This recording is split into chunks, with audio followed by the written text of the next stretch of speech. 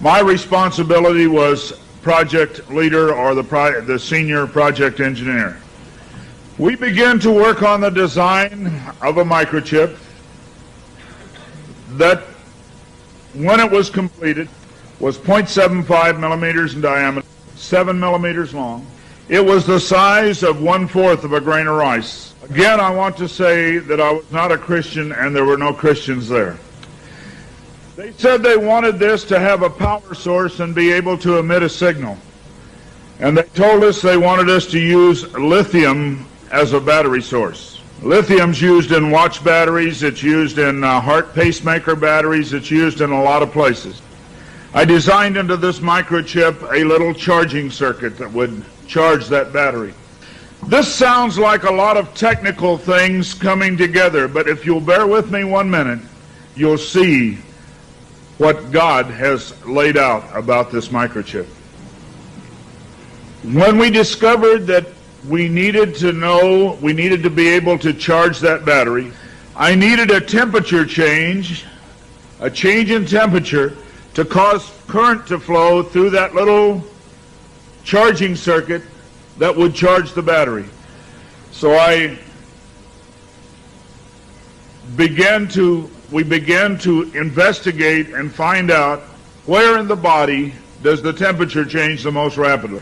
We spent over $1 million in taxpayer money, and when the results came back, there was a lot of information. We divided it up amongst 3 teams and then came back together with that information. It was determined that there were 2 places in the body that were ideal for the microchip. One was just below the hairline on the forehead. Every mother checks their child's temperature right here. So we could have paid the mothers $1 million and saved. I never saw a mother check their child's temperature on their ankle. Always right here. The other place was the hand, the right hand preferred, because most people are right-handed. This didn't bother me, and it didn't bother anybody else on the team. The hand seemed a good place. Nobody wanted it here. And so the design work, everything was completed. The microchip was done. You're seeing it now on some of the Discovery Channel presentations. There are people who have received it already. It is real. It's not something that's coming way down the road. They gave me a Bible. They told me not to read the book of Revelation. They said the book of Revelation is too hard to understand. So I waited, and I didn't read the book of Revelation for quite some time. Then one day I came to Revelation 13, verse 16. And he caused us all, both small and great, rich and poor, free and bond, to receive a mark in their right hand or in their forehead. I didn't like what I saw. I went back and looked up the word mark. I went to the Strong's Concordance, and I found that John had used 3 words for the word mark. Charagma, charicature, and charax. That was from the Greek. I looked at those words. They talked about a scratch or an etching. They talked about a lot of things. And I said, God, this isn't it. We didn't do it. He said, go to the word for 666. The word is chixastigma. In the Greek, it says to go to 4742 as a cross. The last half of the word chixastigma. And when I looked at what it says stizo, i.e. to stick, to prick, a mark incised or punched into for recognition of ownership. I thought about the little injection tool. The end of it is called an incisor. I began to weep and I began to cry, and I said, oh God, what have we done? I couldn't believe that this lined up with what we had developed. And I began to run from God. I didn't run away from the church, I ran into the church. I tried to do as many things as I could to atone for this.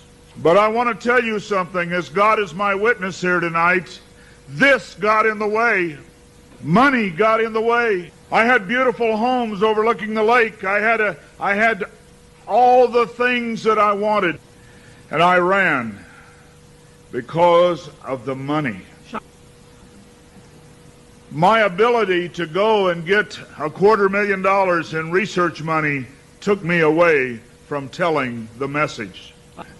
I ran for many years. What I want to tell you is that this is real. The microchip implant is real. Credit cards are failing. They can be counterfeited. The new smart card can be counterfeited. They can be stolen. They can be lost. All kinds of things can happen to a card. But you cannot lose your hand. Very quickly they're going to move to this being in the hand. And I tell you, as a Christian, you cannot take this. No matter what anybody says, God's Word says you cannot take it. No matter what they try to talk you into, God's Word says don't take it. In Revelation 14, verse 9, and the third angel followed them, saying with a loud voice, if any man worship the beast in his image, and receive his mark in his forehead or in his hand, the same shall drink of the wine of the wrath of God, which is poured out without mixture into the cup of his indignation, and he shall be tormented with fire and brimstone in the presence of the holy angels and in the presence of the Lamb. And the smoke of their torment ascendeth up forever and ever, and